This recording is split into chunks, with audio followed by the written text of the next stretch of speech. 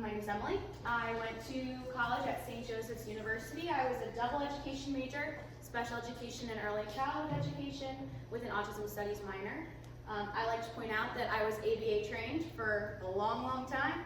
I swore by it. I thought it was the be-all, end-all until I saw spelling to communicate, and that all changed really quickly. So I worked in the school district for a year because I said, I went to school for this. I have a degree. This is what I should be doing. I should be teaching in a classroom. And funny enough, Brian, who you'll meet at 8 o'clock, when he comes in for a Q&A, he's a non-speaker, he said, you should go work in the schools, get it out of your system, and then you'll realize that that's not where you want to be. So I did. Realized pretty quickly that I felt like every day when I was walking in there, I was underserving these students because they weren't using this method in the schools. So I started doing S2C part-time in October of 2017, basically just going and working with individuals after school. And I went full-time in June of 2017, and I haven't looked back since. So I am Tom Foti, a graduate of the University of Scranton, 2014. Graduated with Bachelor in Communication and a minor in History. Go Royals, by the way. I got out of college and a few months later started working in radio. That was my dream job. I was a producer for about a year and change. And I didn't feel fulfilled with what I was doing. Don't get me wrong, I enjoyed every person that I worked with. I'm still am a sports nut, but I felt like there was something more I could be giving. And then I went and saw my brother, who was a year and a half younger than me, spell open-ended for the very first time. And I said, holy crap, I need to learn how to do this. There were a few other four-letter words in there, but I cleaned it up for you. And I decided, this is what I want to do. This is it. This is what I want to do with my life. And I put in my 2 weeks in the middle of January 2017 and went full-time.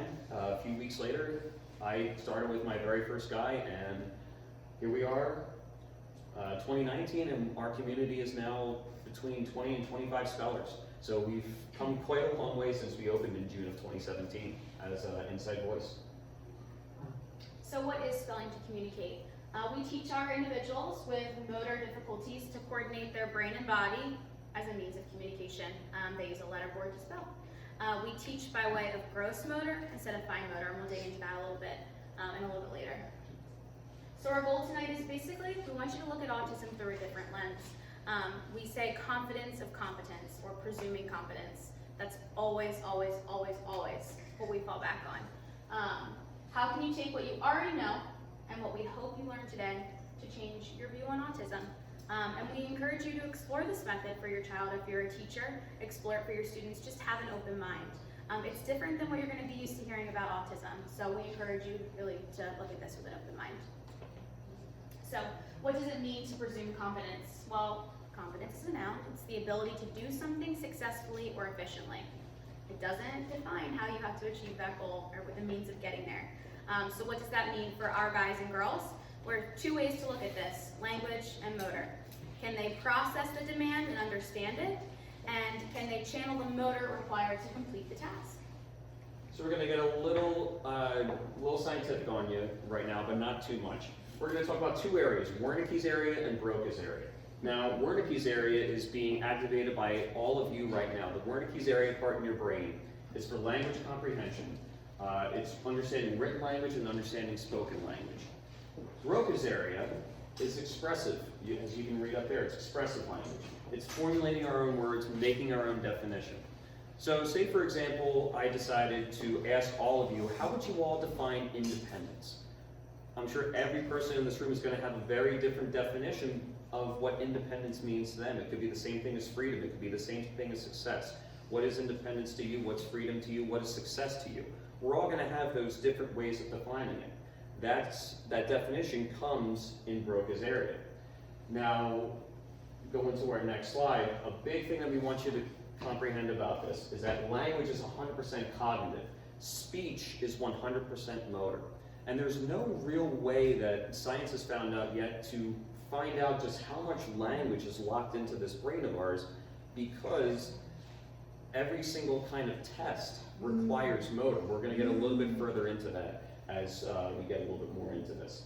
So this is, I'm going to nerd out a little bit. This is Eric Singer. He's a dialect coach. And if you go on YouTube and you type in Eric Singer, He's got about between 5 to 10 different videos all about dialect. He talks about how different actors and actresses are able to speak in these different dialects, different tones for these different roles. And he'll pick certain pieces about certain roles, about certain accents, and he'll say, this is what they did well, this is what they didn't do well. He's even talked about how people, actors and actresses who have played real life human beings in different roles, on how that person individually talks. So he's saying speech is really the most physically complex thing that we do as human beings. And if you have a moment to yourself later on, try read something out loud, or even saying a simple sentence as the quick brown fox jumped over the lazy dog. And pay attention just how much your tongue moves and how much you have to essentially coordinate just for your body to articulate something. It takes more than 100 muscles to do that. And we like to make sure that's emphasized, that speech is a very difficult thing that we've just learned how to do very well. And so this is a little bit more of a visual for you. So you can see right here, we've got Wernicke's area right next to the auditory cortex, so they complement one another. We've got Broca's area where all of our languages process, or all of our language that we want to formulate into words is thought of, defining independence, and that goes straight into the motor cortex. So you can see how they complement one another. And this is another visual for you. So this right here on the left is the motor strip. That on the right is called the homunculus. It's the Greek word for the little man. I prefer to call him Homer. It's a little bit easier to say Homer than homunculus. And it's also a little more fun to call him Homer than that. So you can see with Homer, he's got very big hands, very big feet, and very big lips. Reason being is that 75% of that motor strip right there is dedicated to what is called the articulators. So our lips have to move in a very precise way, our fingers have to move in a very precise way, and our toes have to move in a very precise way. They require a lot of precision, and that's why you can wiggle your fingers, you can talk really fast, and you can move your toes at a pretty decent rate, but you can't move your arms as fast as you can wiggle your toes, talk with your lips, and wiggle your fingers. So that's just how much of our motor strip is dedicated just to that kind of precision. So the question that we ask is it fair to assume that a deficit in one area would necessarily affect the other? And the answer is no, and we've seen that time and time again with our individuals. And before we get into this is a really good exercise. It's an analogy our mentor told us. So pretend just for a second, humor us. If we have tied your hands together, tied your feet to the chair, and put duct tape over your mouth. Can you comprehend everything that we're saying right now? How are you going to communicate with me? And just feel free to shout out whatever comes to mind. Facial expressions, very good. Let's try to get 3. What's another one? You have facial expressions. Head movement. Awesome. Now let's pretend that I've untied your hands. How are you going to communicate now? Duct tape still over your mouth. Hand signals.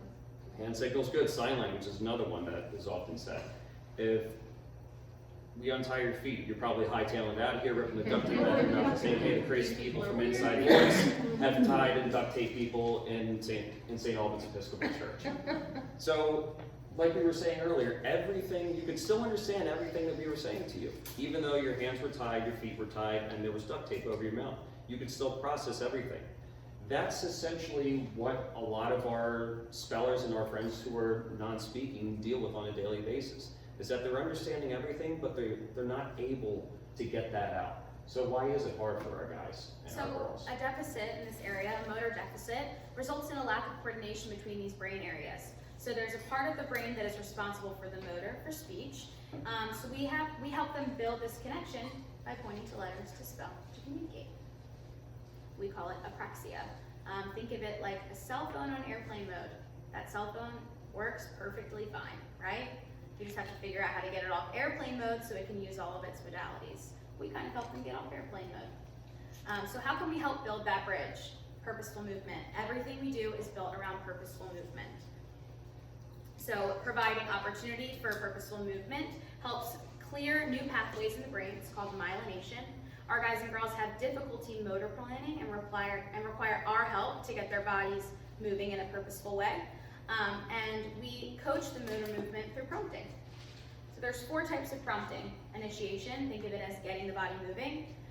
Gestural, pointing, sort of subtle movements to help them keep their body moving. Directional, think of it as saying, I'm lost, I'm in a car, how would you, if someone called you and said, I don't know how to get to you, the first question you'd ask is, where are you? That's how we think of directional prompts, up, down, left, right. And continuation, keeping the body moving. And there's 4 types of motor movement. So we have reflexive, which is that fight or flight stage, the amygdala part of our brain, which is the easiest to tap into. And then we have impulsive, which is responding with emotion to something. Purposeful, learning a new task. Anything learned that you knew, anything new that you learn requires purposeful movement. So think about when you first started to learn how to ride a bike, when you were learning to drive a car, if you're learning a new language, if you're learning to play a sport, that requires purposeful movement. But eventually, all of those things become overlearned. We don't have to think as much before we do them. So our goal is to move a lot of our guys who exist in that reflexive and impulsive stage to use spelling to communicate as a purposeful movement exercise that will eventually become overlearned. And that's when we dip into that expressive communication.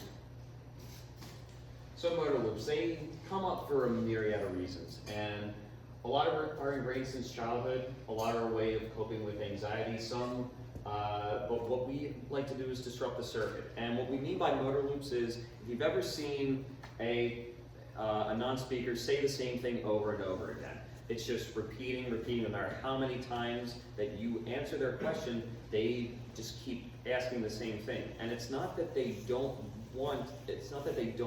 understand your answer, they perfectly understand it. They can't get their bodies from stopping to ask that question. And it's a lot like an electrical circuit. Kind of think of it as the hiccups. You don't want to have the hiccups, but as much as you try, they keep coming back. And if you think about it, every single cure for the hiccups is getting your body distracted doing something else. So that's what we try to do, is we try to disrupt that electrical circuit and getting our spellers to do something that is purposeful with their bodies. So they're channeling something and they're distracting themselves. And they know it's really difficult. It's really frustrating for them. If you've seen a non-speaker, someone who's limited speaking, that if they keep going, it gets really frustrating for them, and it leads to what we call dysregulation. What is probably the more common word is behaviors, but we like to call it dysregulation because we don't look at it as a behavior, we look at it as they have very few ways of coping with this anxiety, coping and trying to stop this, and they just get frustrated to the point where their bodies just essentially black out. A lot of our spellers have said, when I get to a certain point of frustration or anxiety, I black out and I don't know what happens until I come back, and I have no idea what my body does in that state. Okay, so this is more into the nitty-gritty of what we do in a session. So if you were to bring your individual to come see us, we always use a lesson to help build conversation around this purposeful motor task. And we basically move through Bloom's taxonomy. So when we start, for non-teacher people, I'm sure all of you, if you have kids, you've probably worked with Bloom's taxonomy. We start with knowns, simple questions. There's one answer that was read to them in a paragraph. So you're completely removing the cognitive element from it altogether, and it becomes a motor task, purposeful movement. But then as that movement becomes more fluid and those pathways become myelinated, or that bridge gets stronger and stronger, you're able to move through Bloom's taxonomy until you're able to ask those more expressive questions, which I think Honey has some awesome quotes of Vincent's that you'll see. He's all the way through Bloom's taxonomy. That task is definitely overlearned for him. And I think Brian's coming around 8:15 or so for Yes. Q&A. He's also very much in the overlearned phase. So this is the elephant in the room that we always like to address, the quantifiable research that is behind this. And right now there isn't a lot behind this. It doesn't have a lot of evidence behind this method. But what I always like to point out, I read a book this past March actually, called Astro Ball. And it's about how the Houston Astros won their first world championship in 2017. And if you flip to the next slide, Emily, thank you. This is from, that is Carlos Beltran. That is a picture of Carlos Beltran. Jeff Lunau is the general manager. of the Houston Astros, and he wanted to find a way to quantify what was unquantifiable to him. What is the guy's character? How does he resolve? How does he face adversity? What is he like when he gets coached? Does he think he knows more than the coach, or does he take that coaching? So on and so forth. And he said, just because you can't quantify it does not mean it does not exist. And so when Jeff Lunau took the helm of the Houston Astros, he wanted to find a way to find that happy medium between numbers, what the numbers told him and what the numbers couldn't tell him. And the Houston Astros became a really good team much quicker than they had anticipated. And so they made the playoffs and they got beat by this team, the Royals. And Lunau looked at the Royals and saying, on paper, we are a better team than them. The next year, the Astros didn't do as well. So the Astros go into an offseason where they were trying to figure out what in the world happened. Why didn't we progress to the next step? And what they found out was that they needed someone to bring the locker room together. They needed someone to bring, essentially what a lot of players says, that a lot of the American players would hang out by themselves, a lot of the Latino players would hang out by themselves, a lot of the different nationalities would all kind of break out into their own little groups. What Carlos Beltran was able to do was bring everybody together. And he was able to bring that thing that couldn't be quantified into the fold. And his numbers guys, he said, I got a lot of pushback from them because we couldn't quantify what Beltran brought to this team. But what Beltran was able to do is one of his teammates said, of the 24 home runs that I hit, I credit 7 of them to Carlos Beltran because Beltran helped him break down the opposing pitcher. He helped show the other pitchers, hey, these are your tendencies that are telling everyone else what you're about to do. That's why you're not as successful. He was telling the other batters, this is what this guy's going to do when he's going to do this. So he helped bring that element that couldn't be determined by numbers, and that's how the Astros won their first World Championship. Even though Beltran was 38 years old, he was still a decent player in his own right, but he was able to bring that unquantifiable part to the Astros, and that's how they won a World Championship. Rounds it out. Yeah. We leave a lot of the gray to a Q&A.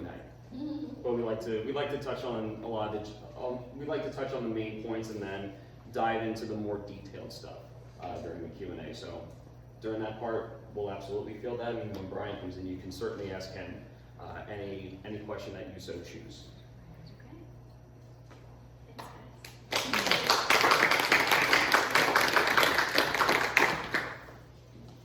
Yay!